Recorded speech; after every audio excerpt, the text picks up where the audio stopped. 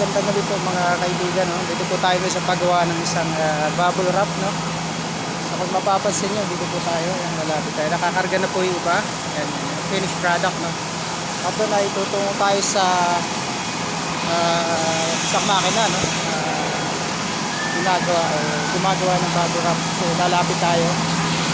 Ito yung bubble wrap, no? Ayan, sa malaking makina. Mapapansin nyo. Ito yung operator, yan. Ito po yung operator na tinitignan nyo yung finished product. Kung mapapansin nyo ay nakakating na po siya. Iikot tayo, pupunta tayo doon sa materialis naman. Ito yung mga materialis na kanilang ginagamit. So yan, mapapansin nyo. Para siyang bigas, no? Ang kanyang butil ay yan, no? Ito yung kanyang butil, no? Ito yung kanyang butil, no? Yan yung kanyang materialis na ginagamit.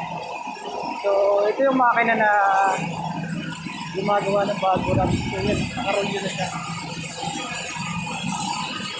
At ito ipapakita ko sa inyo yung kanyang ginagawang materialis yan, no? Mula dito ay nakalagay dito. So yung kanyang materialis. At mula dito ay ihigop niya ng hose. Pupunta rin sa malaking makina. Hindi niya, matutunan yan.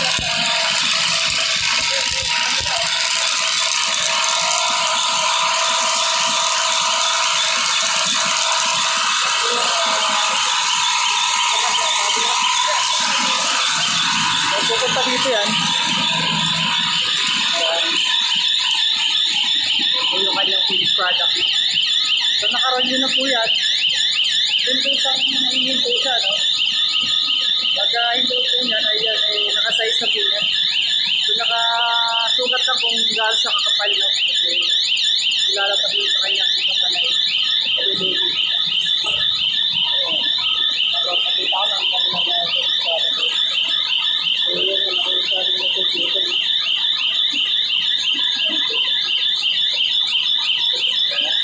Kakating po niya. Ito yung kanilang operator. May kasama na plastic. Yan. Okay lang.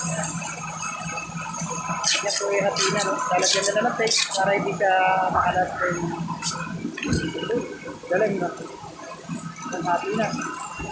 Ito na yung kanyang finished product. Kaya nakasunod na pinsa. Ito yung ginagamit sa online, ano, no? Online shopping. Para yung mga items na hindi ma-damage. Ayan, bago lahat. Ayan, nakikita ko. Salamat po sa panonood sa video na to. Sana magustuhan nyo, papakita ko isa naman po post. Subscribe sa ating YouTube channel. Salamat po.